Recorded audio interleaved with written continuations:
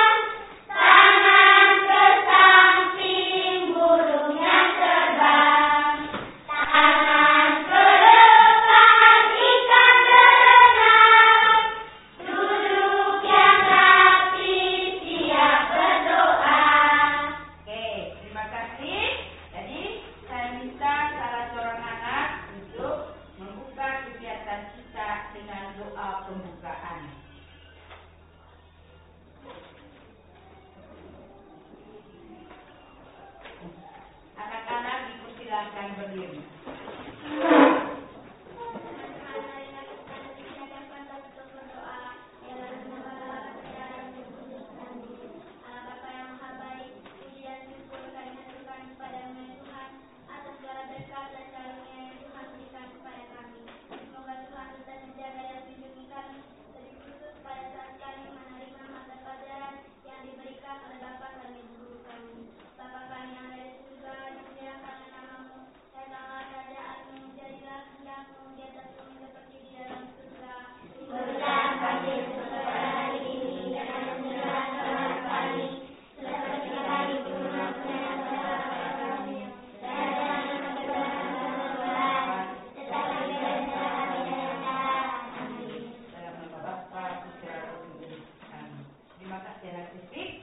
Yang lain silahkan duduk.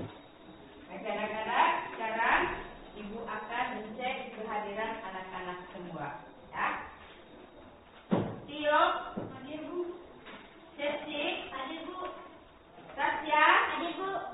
Baik, terima kasih karena anak-anak semua hadir sekolah pada siang hari ini untuk mengikuti pelajaran agama Katolik. Kita tepuk tangan atas kehadiran kita sendiri.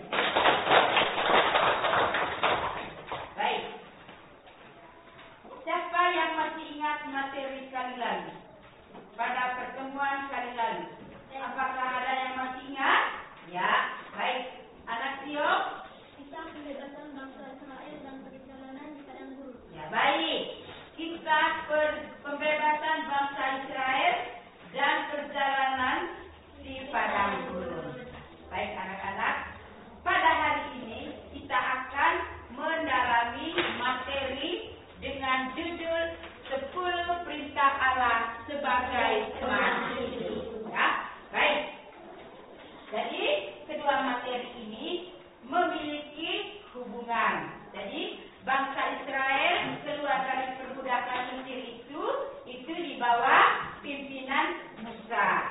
Dan ketika Allah memberikan 10 perintah Allah sebagai pedoman hidup bagi bangsa Israel dan kita, itu juga diterima oleh Musa sebagai pemimpin bangsa Israel ketika bangsa Israel keluar dari perbudakan Mesir. Dan nanti Musa lah yang akan membimbing bangsa Israel menuju tanah terjanji. Baik, anak-anak, dari materi yang kita pelajari hari ini, anak-anak diharapkan agar mampu menjelaskan makna dari 10 perintah Allah. Selain menjelaskan makna dari 10 perintah Allah, anak-anak juga diharapkan untuk bisa menerapkan 10 perintah Allah itu dalam kehidupan sehari-hari. Nah, sebelum kita masuk pada pendalaman kitab suci, anak-anak diminta untuk menjawab beberapa pertanyaan. Baik, yang pertama, siapa di antara anak-anak yang selalu datang ke sekolah, datang di sini tepat waktu? Angkat tangan. Ya, baik. 1, 2, baik. Setengah dari kelas ini selalu datang tepat waktu sekolah. Baik. Yang kedua, siapa yang selalu datang beribadah setiap hari Minggu di kapela? Angkat tangan. Oke, baik anak-anak. Lalu, di antara anak-anak, siapa yang biasanya melawan perintah orang tua? Ya, semua biasanya melawan perintah orang tua. Namun, Ibu bersyukur bahwa anak-anak jujur untuk mengatakan bahwa saya juga biasanya melawan perintah orang tua. Kalau anak-anak sudah melawan perintah orang tua, bagaimana perasaan anak-anak setelah anak-anak melawan perintah orang tua? Apa yang Anda rasakan? Yang anak-anak rasakan, ya, Ebi? Malu. Sedih. Yang lain? Beban. Iya, menyesal. Ya? Baik. Nah, pada siang hari ini, materi yang akan Ibu berikan kepada kalian itu adalah tentang 10 perintah Allah sebagai pedoman hidup. Baik, anak-anak, hari tadi Ibu sudah jelaskan ya aturan, dan kalian juga sudah menjawab aturan-aturan yang ada di mana? Di keluarga, di sekolah, di mana lagi? Di gereja. Baik, dari aturan-aturan yang sudah ditetapkan, banyak juga masalah-masalahnya. Coba anak-anak sebutkan. Kalau ada, coba Tasya sebutkan masalah itu, masalah yang berasal dari keluarga itu. Lupa pamit kepada orang tua. Iya, tidak pamit kepada orang tua. Kedua, Edi? Lupa sarapan pagi. Lupa sarapan pagi. Terima kasih. Tepuk tangan untuk kita semua. Anak-anak diminta untuk membuka Alkitabnya. Bacaan itu diambil dari kitab Keluaran, ya, kitab Keluaran bab 20 ayat 1 sampai 11. Nanti dalam bacaannya Ibu baca ayat ganjil, silakan anak-anak semuanya membaca ayat 6, ya. Baik, marilah kita sama-sama membacanya. Kita semua diundang untuk berdiri. Kita semua diundang untuk berdiri. Bacaan diambil dari kitab Keluaran. Ke-10 firman. Lalu Allah mengucapkan segala firman ini. Allah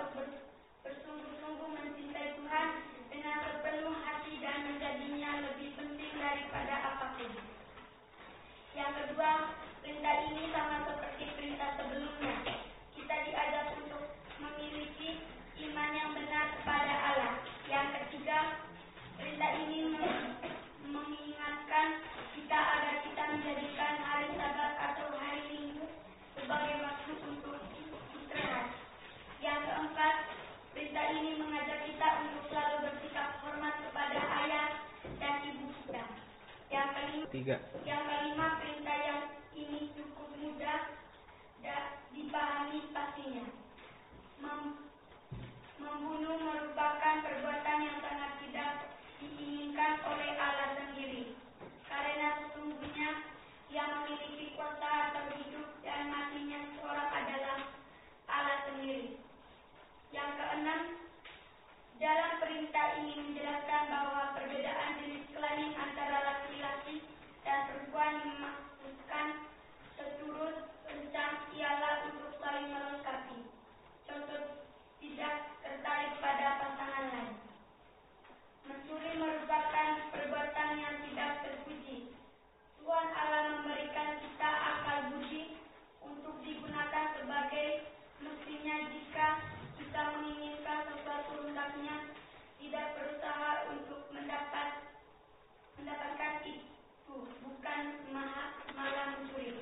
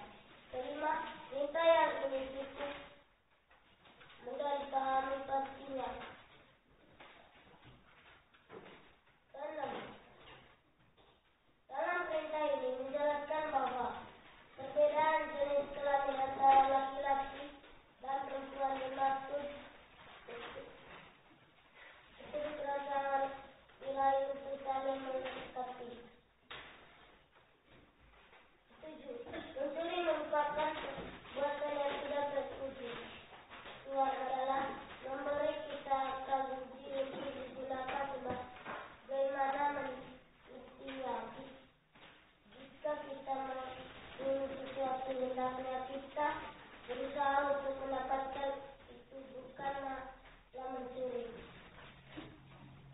Kedelapan, perintah ini mengajak kita untuk tidak berbohong terhadap sesama atau bahkan memfitnah.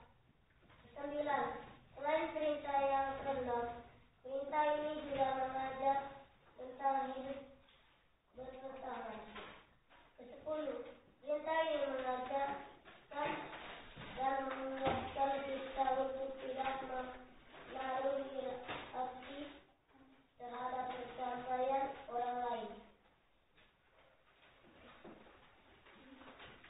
Tuliskan 4 contoh penerapan sikap perintah Allah keempat dari 10 perintah Allah. 1. Menghargai pada orang tua. 2. Berbicara pada orang tua. 3. Tak berdating pada orang tua. 4. Menjaga nama baik orang tua. Terima kasih teman-teman. Kalian sudah mendengarkan presentasi dari kelompok 4 kami. Ya, baik. Bagaimana? Kelompok 4 sudah mempresentasikan hasil kerjanya. Mungkin ada kelompok lain yang mau menanggapinya? Tidak. Oke, kalau tidak ada, mari kita tepuk tangan kepada kelompok 4 yang sudah mempresentasikan hasil kerjanya. Karena kalian sudah mengerjakan tugas itu dalam